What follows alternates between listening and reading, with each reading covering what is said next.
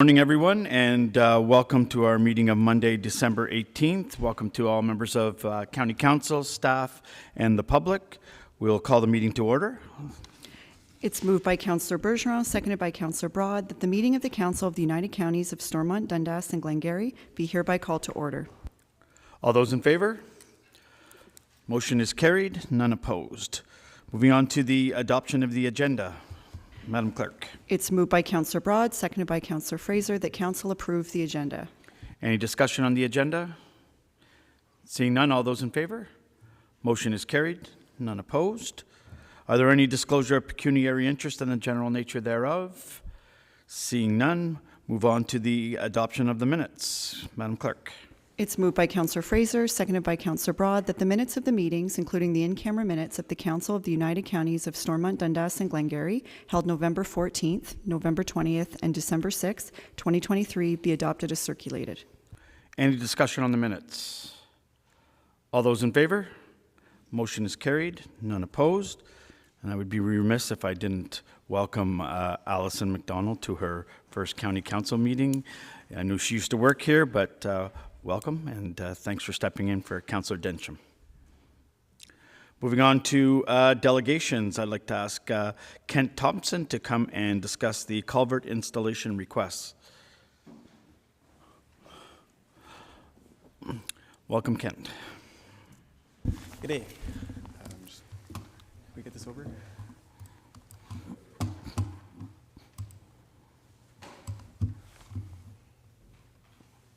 Sorry, trying to get this move over here.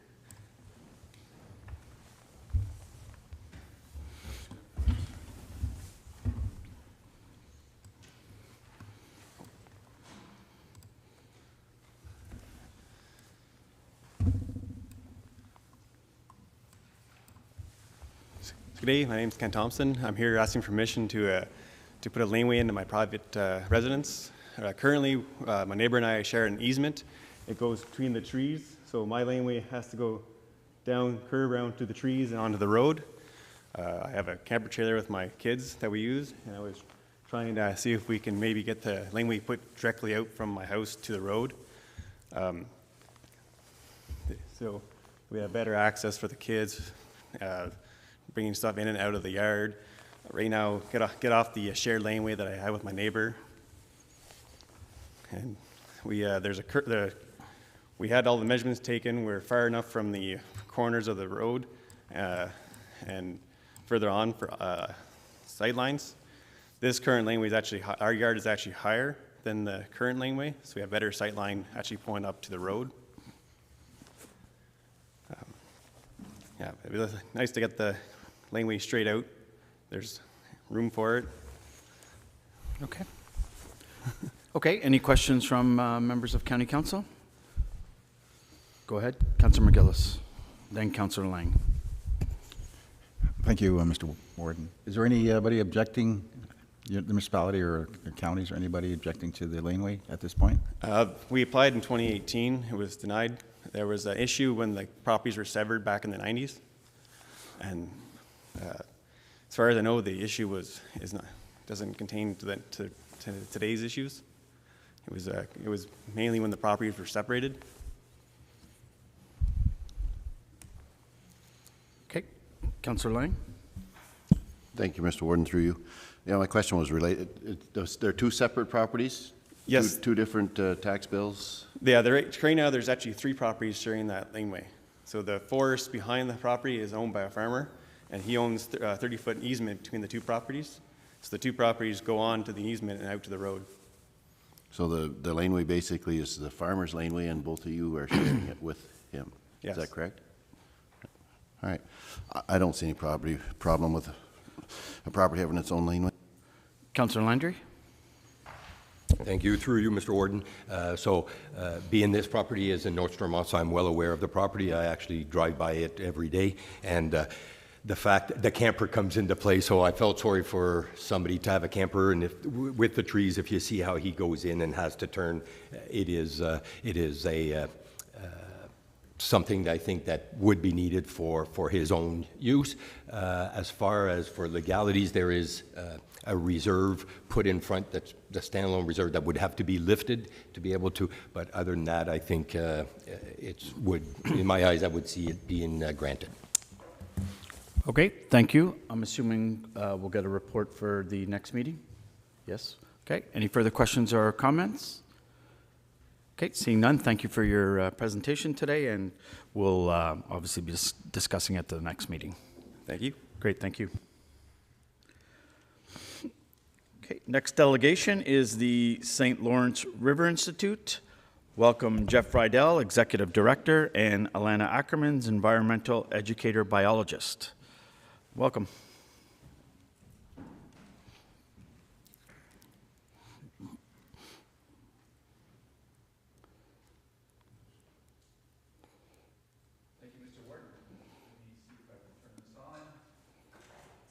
That button there, thank you.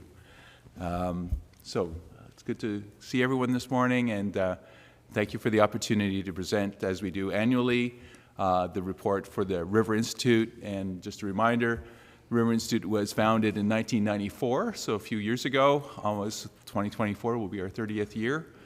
And of course, the SDG Counties was a founding partner of the Institute. So we've been doing these presentations pretty much from the start to provide an update on what we're up to. And obviously we appreciate the support. And of course, we have a member, a representative, and this year it's Councillor Andrew Gaydon, and we're really pleased to have him, and of course the members over the years. And so we do appreciate the financial support, but really actually, as the word knows, who was on our board for a number of years, the input of the representative is very important, and again this year as well with Andrew and his background. So we really appreciate that. So we titled this "Sharing the Excitement of Scientific Discovery," which is our tagline at the Institute. Next, I guess I can hit, just hit that one. So, what I would say is you look over the course of this past almost 30 years, and really what started out was an idea and a concept, and certainly made a lot of sense for this region given the importance of the river and the issues it was facing and the long industrial history. And so I can very safely say what's evolved over these years is a center of excellence for Eastern Ontario communities that serves Eastern Ontario communities, but also has a larger footprint and a larger reputation throughout the Great Lakes and frankly throughout the world. So it's been a really great pleasure to be part of that. Again, our board of directors is fundamental, and the support that we receive and the guidance that we receive from members of this community that have served on this board has been really, really pivotal. And this year, Deborah Daigle's back as our chair, and again, as I mentioned, Councillor Gano is the representative for the counties. So we have this now, have a staff of 25 full-time members at the Institute now. So we've grown. We have approximately just over a $2 million budget. And in addition to the 25 sort of full-time, full year-round members, staff members, we had additional 10 or so over the summer months, which usually local university or high school, senior high school students. And of course, we also offer co-op student opportunities for high school students for those people who are interested in understanding what it's like to be a scientist. So here's the sort of some stats, just looking at those indicators in terms of the number of people that have been associated with the Institute over the past number of years, including 16 PhDs since 2014. And then I'll work my way over to the 75 early career technicians, research assistants, and educators. So really part of the legacy of the Institute that I am very personally proud of is that development role, that being able to provide a location in Eastern Ontario where people can come and learn and develop and gather skills. And in fact, what we see is they do move on elsewhere oftentimes, as their expertise improves, and some of the local businesses and governments are benefactors of that training that we provide. In 2023, the River Institute received what was called the Valentine Award. It's a prestigious award offered by the Association for Great Lakes Researchers. It's a U.S. and Canada-based organization, and they recognized our important and sustained efforts to inform and educate the public and policymakers on Great Lakes issues. So that was a real feather in our cap this year. A big part of that is this flagship program called the Great River Rapport.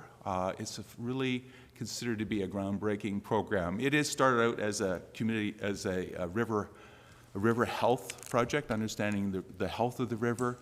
But we work very, very closely with Mohawks of Akwesasne, and we have some phenomenal people there that have really been involved. And so what we say is this has been a co-developed, co-produced program, and working with Akwesasne, and not only looking at the science, but also what we call different ways of knowing, so understanding and using traditional ecological knowledge that come from the indigenous peoples of this area, and integrating that, and as well working with the broader community and understanding their stories. And we always say the river rapport, so it's a rapport, so it's meant to be not just the top-down scientists telling everyone how it is, but it's really learning from the community.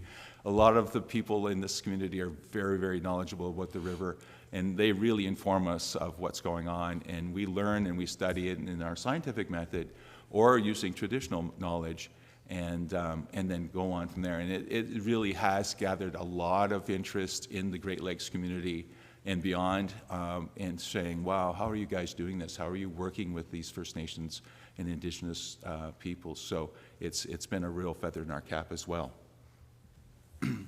What's evolving from that is something called the river strategy. So there's always been a lot of work to try and have collaborative networks along the upper St. Lawrence River from Kingston to Cornwall and beyond. But this one's really, really developing into, it's getting some traction. And the whole idea, again, is because it comes out of this river rapport and the fact that we have, again, co-produced and co-developed with Akwesasne and our Indigenous partners, but also making sure it's inclusive, right? So from really taking it slow, not trying to necessarily get to, okay, we're going to be doing this particular project, that project, but there's a lot of work in development and sort of developing a broader network that's going to be, I think, quite helpful as we move on, and eventually as the future moves on and we look at other things that we need to work on other than just maybe specifically what's happening at Cornwall or at Long Sault or up and down the river here, but also towards Brockville, Kingston, and then even Bay of Quinte, and then on our way to Montreal. So this is a great strategy, I think, that we really will be hearing more about in the future. So one of the, I think, the things that we deliver for this area is science and conservation in our communities, and I think we've chosen these slides to show that we're out in the water, but we're also talking with residents, and we're talking and we're hearing what people have to say and trying to respond to those concerns and those needs. And one that Councillor McGillis will know quite well is in terms of the water level concerns that we have, and we were quite active working with Kloof Schoffelt and his group that he drew together to try to put some local emphasis on the water level situation here above the dam, particularly with a lot of big flows and concerns. So this group brought and said, okay, we have our concerns about boating, about our shorelines, about that sort of thing, but what's happening with the ecology? So we were there at the table to help provide some of those concerns. And while you don't see these, like maybe perhaps it's not easy, you see a quick fix, but what we do know is that the International Joint Commission that's responsible for water levels have responded, are looking at alternative ways to manage those water levels, and we did actually have pretty good water levels this past year, I think, and that was nice to see. We're obviously working on our legacy concerns around this area being over 100 years of industrial inputs, and it just doesn't go away that quickly. So we've been working on those legacy or those older contaminants. We're also monitoring the newer ones that people are concerned about, and we hear the polyfluorinated substances, for example, as well as the microplastics. These are the sorts of things that people are asking us about. And in some ways, it might not be work we're doing right now, but it's on our radar, and we're moving in those directions.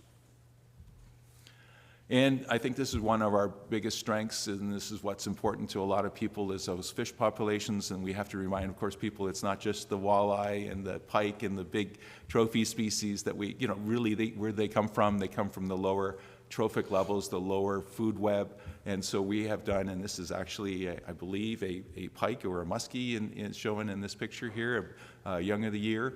But, they start somewhere, right? And so we are working at a very fundamental level to understand the full ecology of the fish populations in this river. And in fact, Matt Windle, who's someone who's been with the Institute now for, I think, about 15 years, has done an incredible job leading up a team called the FINS team. And he has now an incredibly important database that the ministry is really relying on to understand these small fish populations, because frankly, they actually don't have a program that looks at those small, early stages and very, other species that are not sort of considered to be recreational, benefiting the recreational angler community. So that is something that we're really able to add a lot of value for. So I'm going to pass it to Alana, who's with us. Beautiful. Thank you, Jeff. So good morning, everyone. Again, my name is Alana. I'm an environmental educator and biologist at the River Institute, and I'm very proud and excited to be here this morning, so thank you for the opportunity to speak about what the education team does. So we offer really unique hands-on learning experiences. We incorporate the research that we're working on at the River Institute into our workshops, and the students have an opportunity to get out into their natural environment and also have opportunities to utilize equipment that they may not have ever seen in their life before. And also, a lot of the time, some of our research scientists are actually able to join with our students to take them out, and they can actually actively participate in a project that's currently happening. It's been a really exciting year because this has been one of the first years since COVID that we've really been able to get back into our in-person operating. So we had almost 3,000 students participate in our education workshops. That's either classes coming to the River Institute, us going into classrooms, or sometimes we also host workshops at Cooper Marsh or even at the OPG Visitor Center. We've also had 600 students participate in our water festival this year. I'll talk a little bit more about Water Festival in detail in a second, but we hosted in 3 locations and also had a virtual one, so that was really exciting. And then we also had over 800 students participate in our summer camps this year, and also some of our special events that we host. Some of those special events include we do family workshops at OPG throughout the summer. We participate in Eco Day that the City of Cornwall puts on, and World Wetland Day, and various events within our community as well. Another thing that I love about our programming is that we link our research with our programs, and we find unique ways to teach the kids about what's happening in our environment. An example would be Dr. Courtney Holden is doing a project on American eels, and so the American eels have a really long migration. They come all the way from the Atlantic Ocean up the St. Lawrence River to the Great Lakes, where they mature, and then they have to go all the way back down, back to the ocean, and they face a lot of issues and struggles throughout that journey. And so the EEL team has actually developed this obstacle course for students. So while they learn about science, they have the opportunity to play, which really we find kind of drives home that message. And then we also get our research scientists, like here you see Matt, he does drone demos, and he explains to the kids why we use those for ways to look at the river and also our land, like our wetlands. And this gives the students a unique opportunity to talk to these scientists about not only their current job, but how they got there as a scientist, so their path throughout education, because just even between Jeff and I, we come from very different educational backgrounds, and we find it very important for those students to learn about that as well. So our Eastern Ontario Water Festival, the River Institute has been hosting the Water Festival since 2002. We are one of 25 water festivals that is hosted throughout the entire province. We host in Maitland, Castleman, and then also here in Cornwall. We offer Maitland in English, Castleman is in French, and then Cornwall we have one day in English, one day in French. And then since COVID, to help adapt to students not being able to go on field trips, we developed the Water Festival completely virtually.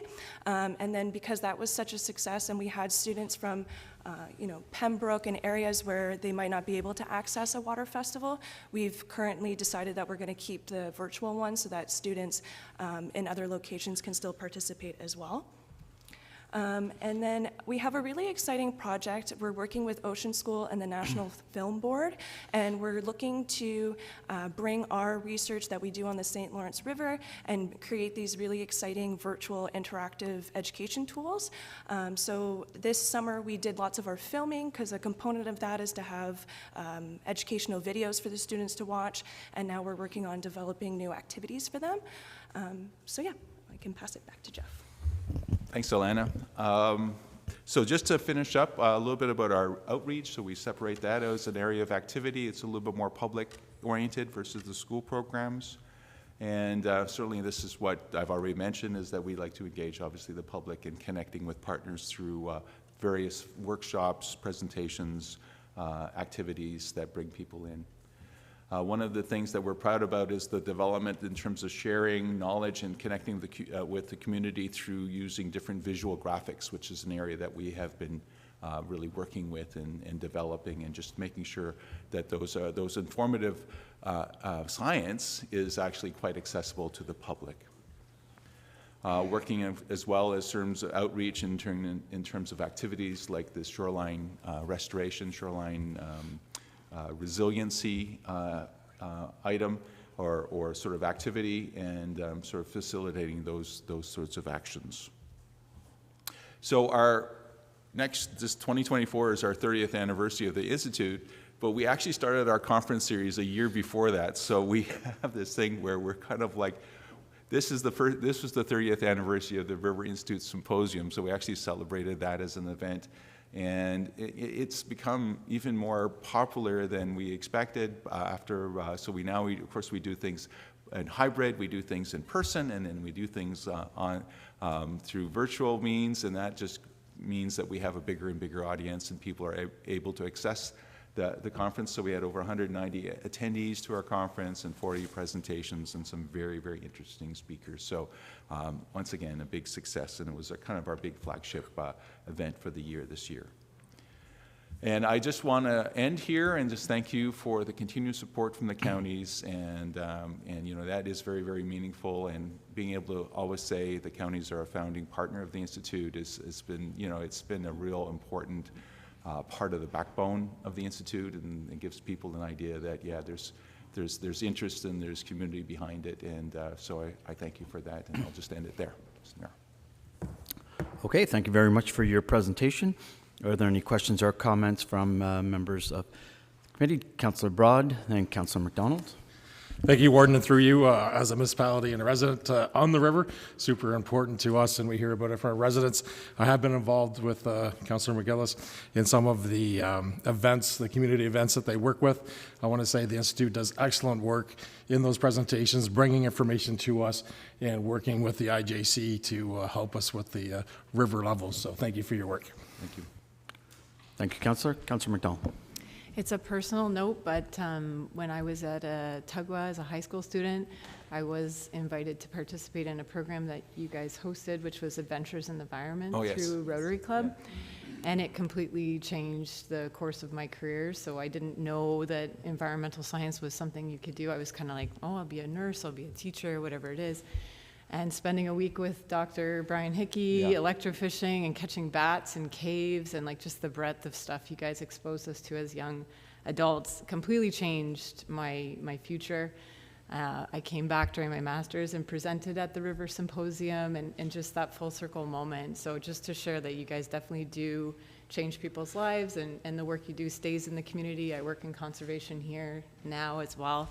And secondly, just a shout out to how collaborative you are, because it's not always the case where people are actually looking to partner so freely and so without, reciprocity. You guys are very much a leader in that collaborative scientific work you do, and education. So just sharing that, because it's meant a lot to me. Well, thank you very much, Councillor. That's phenomenal. Great to hear. Thank you for your comments. Any further questions or comments? Seeing none, once again, thank you for everything you guys do. Having been on that board before, I see the quality of research that you do, and it's exciting to hear of all the things that you are doing. And I just want to thank Ms. Ackermans for making me feel very old today, because the last time I saw her, she was about this tall. So anyways, congratulations, and thank you for coming today. Thank you very much.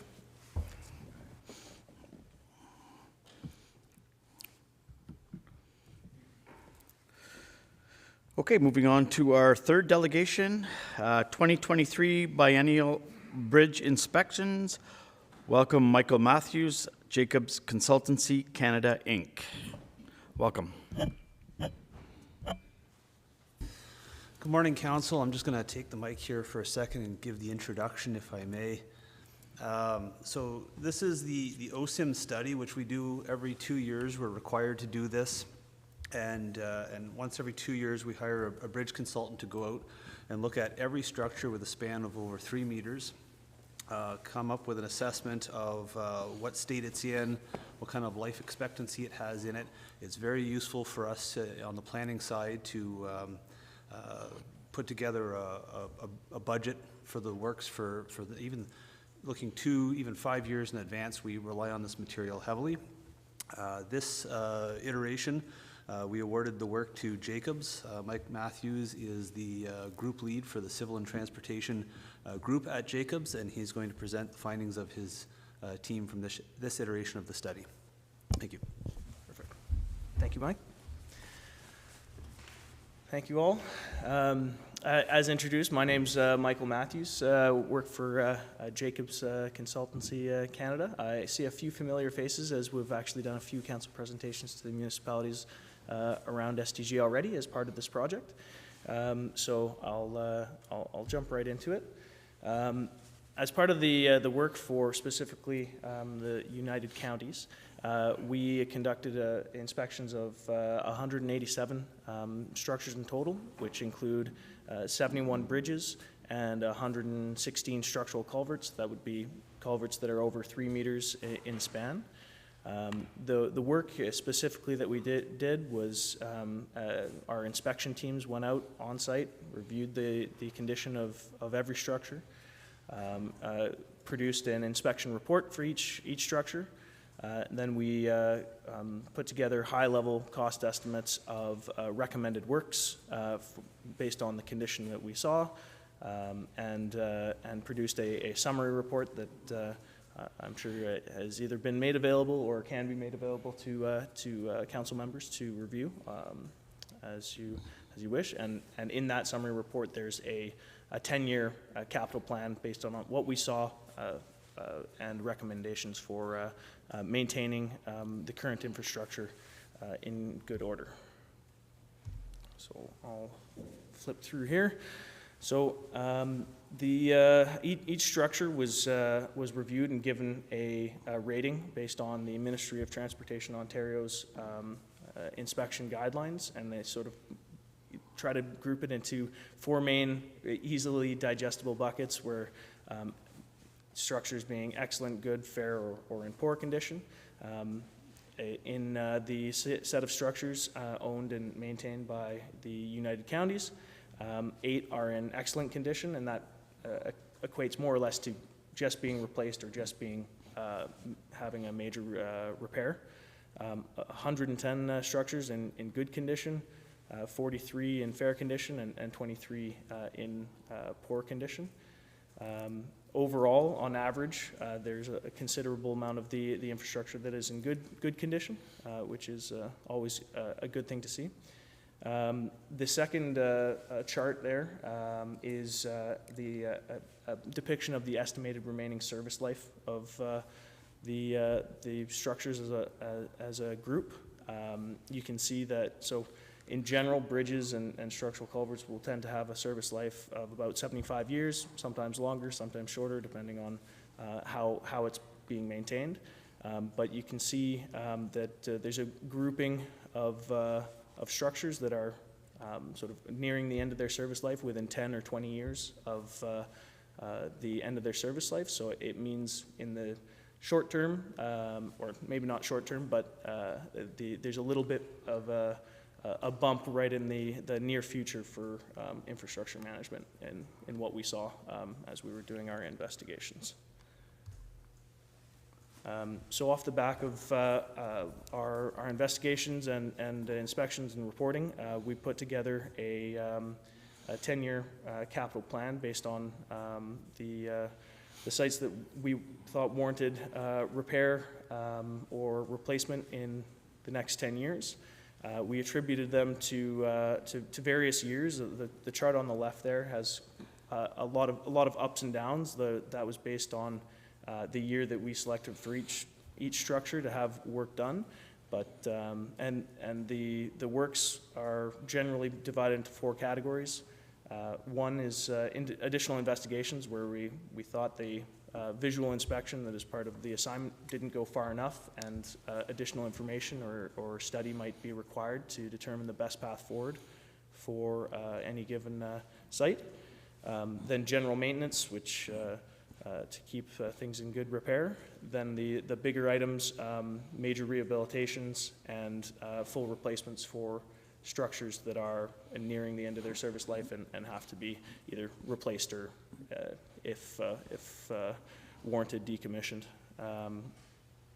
On the other side of this slide, we broke it down into the 10-year plan and into estimated capital outlays.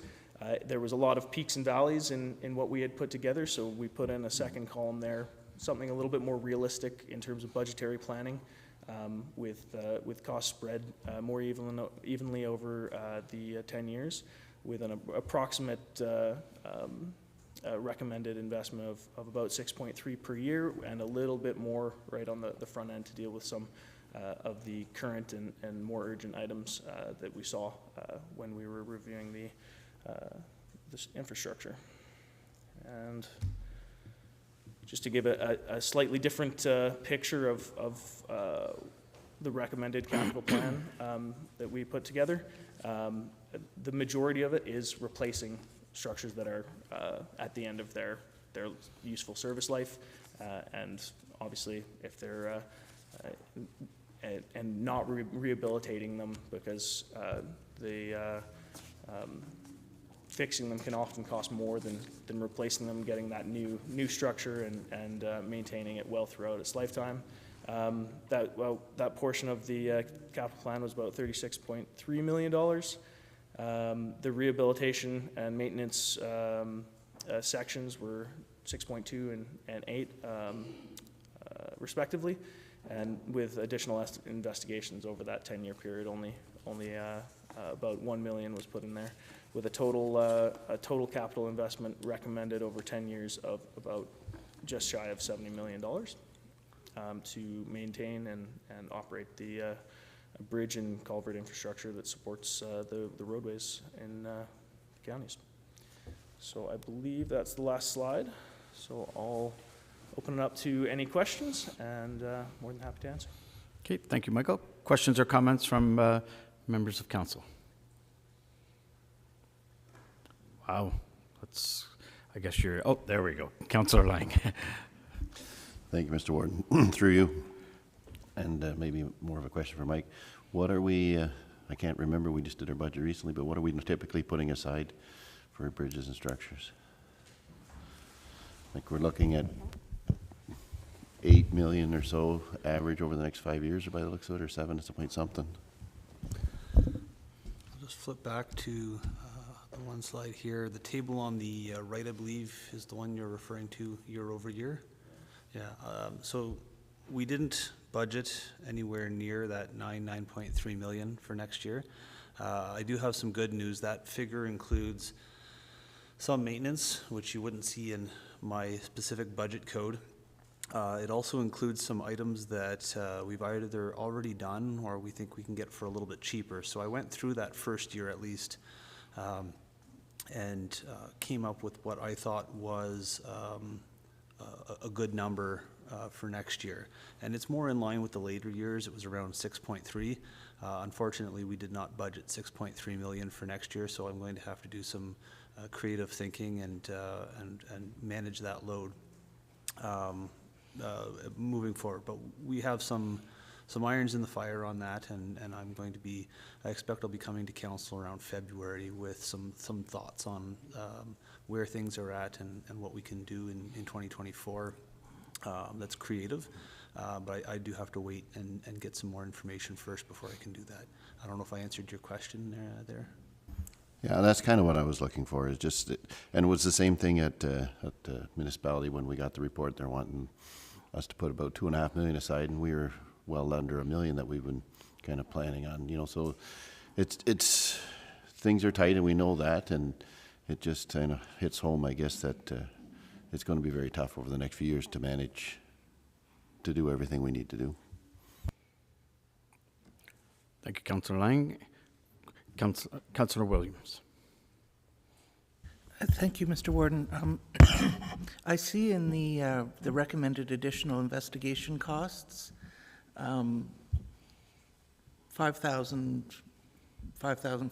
over and over again for road safety studies. What is that, please? I can answer that. So, in general, when we were out on any given site, as you know, many of the roads are rural roads. When there's a structure, a large culvert, and no guide rail above it, it is often a roadside hazard per the transportation guidelines. So something that you typically, if you were driving over a bridge, you'd expect a bridge railing to be there, not just go right off the edge, right? So the same thing applies to standard roads where there's a drop, and some of these structures, many of these structures are a decent drop. They're quite large, and if a car happened to go off in the ditch that location, it would be going much further down than just in the ditch. So as part of our observations, we do recommend that those be looked at. In general, I think they can probably be bundled all together and done quite efficiently as a study, but that's obviously up to the infrastructure manager to decide. Okay, subsequent question. Thank you for that explanation. I can't imagine that any of our culverts don't have safety railings on them. I've never witnessed one, mind you. I'm not looking for it. It just seems like a lot of money just to see if there's a railing there or not, over and over again. Okay, thank you. Further questions or comments from members of council? Seeing none, thank you, Michael, for your report. I'm sure we'll be hearing about bridges in 2024 quite often. Thank you. Okay, moving on to action requests, occupational accident insurance renewal. Madam Clerk. It's moved by Councillor Landry, seconded by Councillor Bergeron, that the Council of the United Counties of Stormont, Dundas and Glengarry accept the proposal from Chubb Insurance Company of Canada for the January 1st, 2024 renewal of the occupational accident insurance policy at a premium of $8,329 plus tax, and the excess workers' compensation indemnity policy at a premium of $53,073 plus tax, and that the Director of Financial Services Treasurer be authorized to sign all necessary documents to give effect to the contracts. Thank you. Welcome, Rebecca. Good morning. So since 2000, we've been a Schedule II employer with WSIB, which means that we pay for claims as they occur. Being a Schedule I employer would mean that we would pay premiums based on the earnings of our staff. Should we revert back to a Schedule I employer, the approximate cost per year would be about $293,000. Halpenny, our broker, believes the renewal terms are favorable given the high inflation rates that occurred in 2023. And they also communicated that the rates provided to us were actually lower than the standard due to our good performance. Our deductible is $500,000, which would be funded through the working reserve should a costly claim be received. Any questions? Okay, thank you. Any questions from members of council?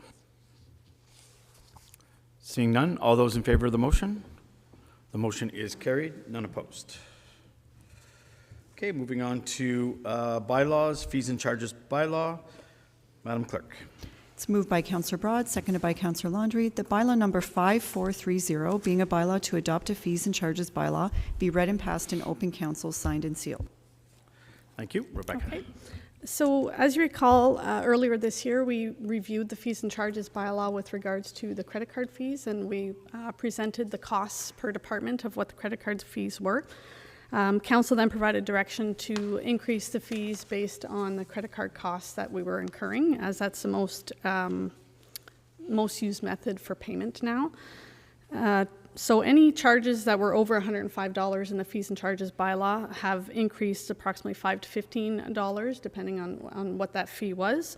We've maintained anything that is under the $105, as the changes were very, very minimal. For instance, a $10 admittance fee to the jail would go up to $10.30. So we left those at just a flat $10. So we also increased the planning remained the same, as they already included the 3% for the fees, but we did revise the labor portion cost for the hourly wages for the planning staff due to the increases that have happened throughout the year. The policy still does have the CPI increase in effect for April 1st of every year, so that would be the standard increase that would go forward in April 1st. The changes that you see here will be effective January 1st. So, okay, thank you. Questions or comments? Councillor Landry. Thank you, through you, Mr. Warden. I'm not going to expect a number right now, but do you know what the impact would be if we did charge the 3%, especially on the PEO, like on the courts? Do we know what the impact would be on our budget? I don't have that number right off the bat. So court operates a little bit differently. They're not in the fees and charges bylaw. They have their own policies. We do have Paymentus that is used for an online portal. Most defendants do pay by online methods, and that fee is transferred through that system. But we don't transfer any fees when they come into the counter. As we reported earlier this summer, should we elect to go by means of charging back those fees through the credit card program or credit card service, whether it's Moneris or Visa or MasterCard, there are specific rules that have to come into play and have to be standard across the board. And the rules are very, there's public notice, there's if you do it for this transaction, you have to do it for all. So then that would flow down to all these other fees and charges. It's quite complex, actually, if we were to go that way.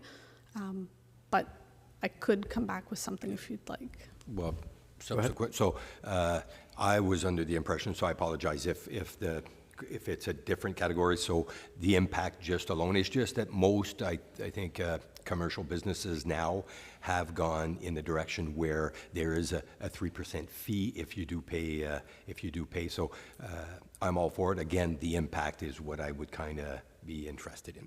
Thank you. Thank you. Any further questions or comments? Seeing none, all those in favor of the motion? Motion is carried. There are none opposed. Thank you, Rebecca. Moving on to 8.2, Official Plan Amendment Number 15, Durant-Kittle Road. Madam Clerk. It's moved by Councillor Bergeron, seconded by Councillor McDonald, that bylaw number 5431, being a bylaw to adopt Official Plan Amendment Number 15 to the Official Plan of the United Counties of Stormont, Dundas, and Glengarry, be read and passed in open council, signed and sealed. Thank you. Welcome, Peter. Thank you, Warden. This is a property in North Dundas, just east of Winchester. Right now it's permitted agricultural storage, and they're looking to do general warehousing and open storage of RVs. It's gone through the planning process supported by the local municipality. We're recommending approval. Okay, thank you. Questions or comments? Councillor Williams. And I'm just curious if this was spawned by that if this was initially an illegal land use problem that was then being addressed through planning? That's correct. It first became through bylaw, and then now through this, they've looked to get the permits, get a site plan agreement, and legalize the use. Okay, so thank you for that, Mr. Warden, Yeah, if I go may. I'm just curious whether or not we've had many other issues with illegal land use throughout SDG. I've been seeing some of these issues come forward through Roma, resolutions being written up by other municipalities and asking for the province to take action. Have you seen a lot of that, Peter? There's definitely a lot of illegal land uses. One of the challenges sometimes it starts as a small business, a home-based business, which might be permitted, but then it starts to grow and grow, and they've gone beyond the limits of what should be permitted in a residential or agricultural property. But generally, we with the municipalities, we don't always try to work with them and see if it could be permitted in the policies. Sometimes because ag is so restrictive that we try to point them in another direction. Here's another property for sale that you can't go through ag. But the province does, they introduce a bit more flexibility for on-farm diversified uses and agricultural related use that allow us to have some of these types of uses in the ag areas. But it's very specific to the site, the quality of the soil and what's around. And this property in particular, it was already had agricultural industrial zoning, and they just wanted to change the type of warehousing there. So I think both at the local level and our staff as well felt that this was appropriate, but if it was just in the middle of a farm field, it might not meet those tests. Okay, so I appreciate that, but you don't see any need for any changes in legislation at this point? You're not being hampered by sort of workload of illegal uses? No, it's definitely a challenge with some of the municipalities where they have more ag lands just to find that right property, but the legislation does allow, we just got another one actually in South Glengarry, that it does allow flexibility for the right site. So we just received one for a truck stop that's close to an interchange, and that would go forward to the municipality. But again, if it's in the middle of pure farmland and on a large farming property, we'd have the tools to not permit that, but allow it on other sites. Okay, thank you. That's good to know. Thanks. Okay, thank you. Further questions or comments? Seeing none, all those in favor of the motion? Motion is carried, none opposed. Thank you, Peter. Items under the consent agenda, Madam Clerk. It's moved by Councillor Broad, seconded by Councillor Bergeron, that all items listed under the consent agenda section of the agenda be received for information purposes. Thank you. Any questions on items within the consent agenda? Seeing none, all those in favor of the motion? Motion is carried, none opposed. Moving on to boards and committees. Warden's report, Councillor Fraser. Thank you, Mr. Warden. As the former warden, I just have to report that there was an inauguration recently, and I just want to extend congratulations to the new sitting warden. And really, it was fairly quiet, I do believe, for the last little bit for the warden. So there's nothing to report, thank you. Or for the former warden, I should say. Yes. Thank you. Okay, thank you. Joint Liaison Committee, I don't believe we've met. Yeah, January. Library Board, no report. No report under the Police Services Board. Eastern Ontario Health Unit, Councillor Williams or Councillor Lang? Meeting at 1:30 this afternoon, so. Okay. Well, hopefully we're done here. If I may just Councillor interject, because I was not present, so I apologize. Maybe Councillor McDonald will go back to library. Go ahead. If I may, Warden, thank you. So we had a review of self-evaluation policy, board advocacy, but the big thing we had was our volunteer appreciation night afterwards, which was well attended and well presented. So thank you for staff for putting on another great event, followed up with, that was after SDG Reads, which was also another great event. And I encourage everybody to attend next year. Thank you. Okay, thank you. Glen Store Dunn Lodge, Councillor Broad. Yeah, thank you, Warden. Yes, we did meet last week. Agenda-wise, we have a charitable trust that we're going to move into an interest-bearing to help out with that trust. One of the challenges continues to be recruitment and hiring nurses, PSW staff in general. We have programs in place that we're not taking any uptake in, so it's definitely continuing to be a concern. We did have another inspection 2 weeks ago on site, and that went very well. And we were meeting in all areas in that area. So continuing to work on the staffing piece is our goal. Thank you, Councillor. And if anybody has any questions after a report, just please put your hand up. St. Lawrence River Institute, Councillor Gaydon, nothing to report. Raisin South Nation Source Water Protection, Councillor Bergeron. Still nothing to report, but I can report we will finally have a meeting on January 17th, which is 2 days after our next meeting. So I still won't have anything to report then. Okay, note to self, don't ask Councillor Bergeron next meeting. Municipal Advisory Algonquin Land Claim, nothing to report. Eastern Ontario Agri-Food Network, Councillor Williams. And I did miss the last meeting. However, I just wanted to report that we're continuing to work on strategic planning for the organization and getting, just kind of getting the organization's ducks in order. Great, thank you. Regional Incentives Program Approvals Committee, no meeting. Social Development Council, no meeting. And Councillor St. Pierre is away, and I don't believe there was a meeting in the Rural Education Committee. Excuse me, Mr. Warden. Yes. My apologies. I was caught somewhat off guard. I thought my warden's duties were done. So I do want to mention that the groundbreaking took place this past weekend for Dundas Manor. There are 6 county councillors present, and it was a fair day to have a groundbreaking, and there was good news, and thanks were extended by Charlie Boland to us, County Council, and especially to Madam CAO for the commitment to ensuring that Dundas Manor would move ahead through a lot of efforts, but our efforts were very important.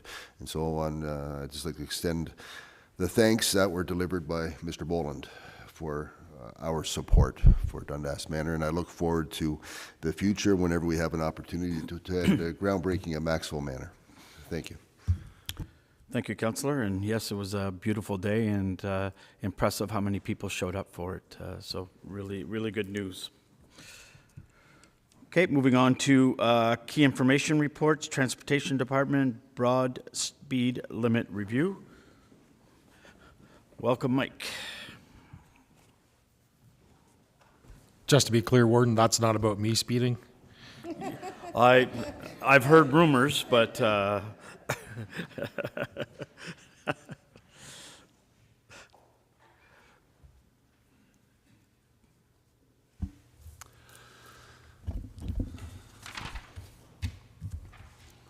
Okay, so this report is follow-up to discussion at the last regular council meeting when Ben DeHaan was sitting here, and there was a request to review the speed limits in and around Hamlet's speed transition zones. And my understanding of that request was to look at essentially every single settlement area within the county. So that's what I'm sitting here and essentially committing to do through 2024. We will be looking at the existing speed zones and existing settlements, looking at the various factors, and essentially a comprehensive review of where those 50 zones start and stop, and where the speed transition zones are on county roads. thank you. Questions or comments? Councillor McDonald. I just noticed coming into Chrysler, for example, because that's where I travel quite often, I think it's worth looking at. You guys would know better sort of the psychology behind it, but I think, for example, in that case, you're going 80. I think the 60 is really far out of town. Like it's early. It's before sort of the homes start to feel like they're getting close, and I feel like it almost goes by and you think, oh, 60's too slow.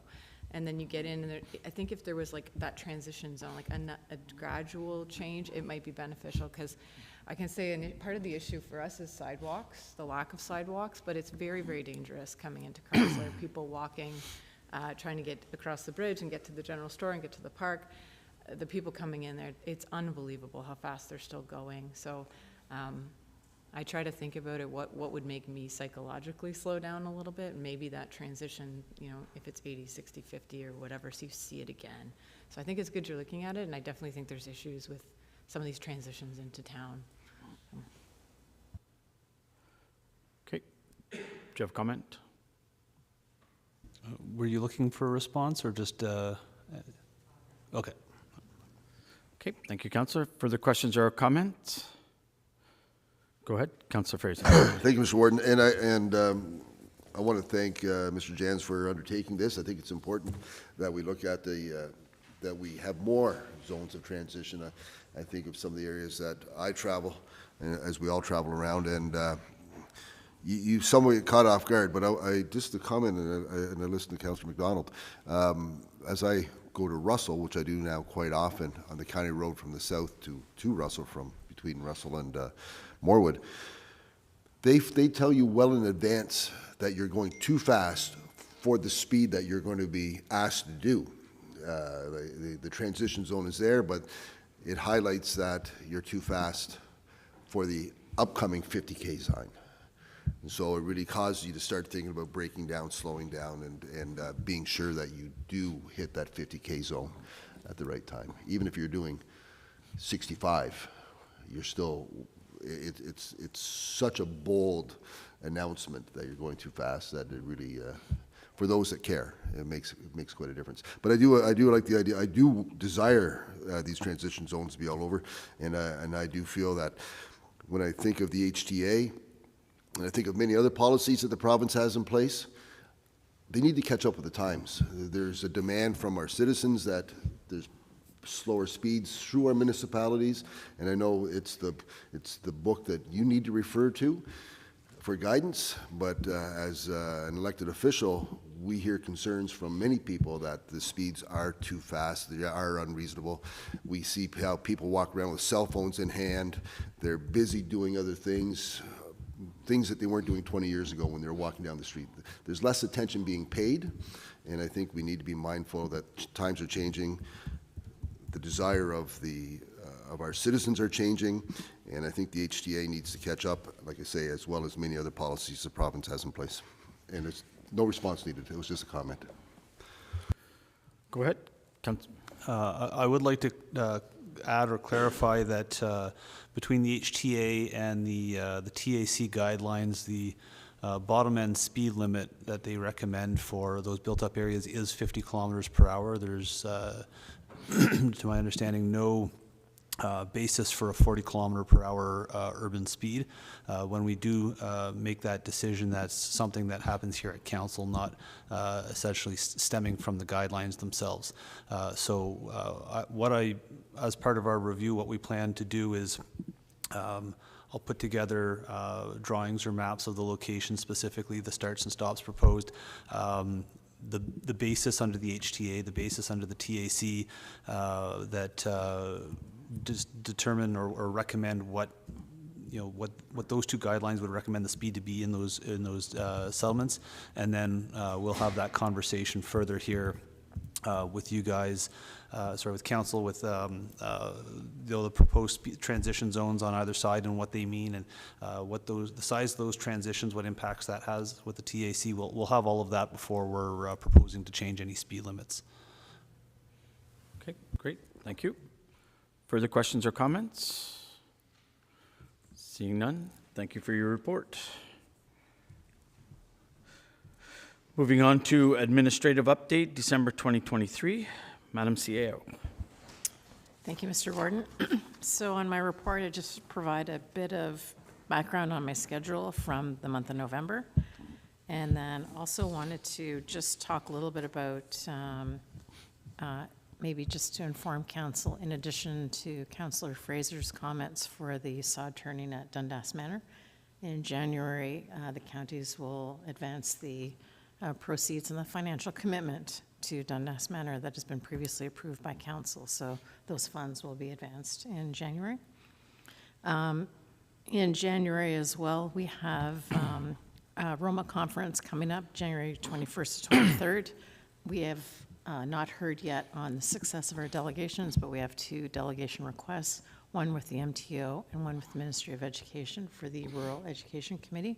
So I'll be working on some background papers for those 2 delegations. And we wanted to just remind council that everyone's invited to luncheon with our administrative staff today. Mr. Warden, and that's it. Okay. If there's any questions? Thank you. Any questions? Councillor McGillis. There. Thank you, Mr. Warden. What's the meeting with respect to the MTO delegation? My apologies, Mr. Warden. 138. So to continue to talk about the improvements that we'd like to see along Highway 138 and the status of those capital projects. Good. Any further questions? Okay. Seeing none. Is that it? All right. Ratification bylaw. It's moved by Councillor Broad, seconded by Councillor Landry, that bylaw number 5432, being a bylaw to adopt, confirm, and ratify matters dealt with by resolution, be read and passed in open council, signed and sealed. All those in favor? Motion is carried. And before we adjourn, I'd just like to wish everyone a Merry Christmas and a Happy New Year. Stay safe.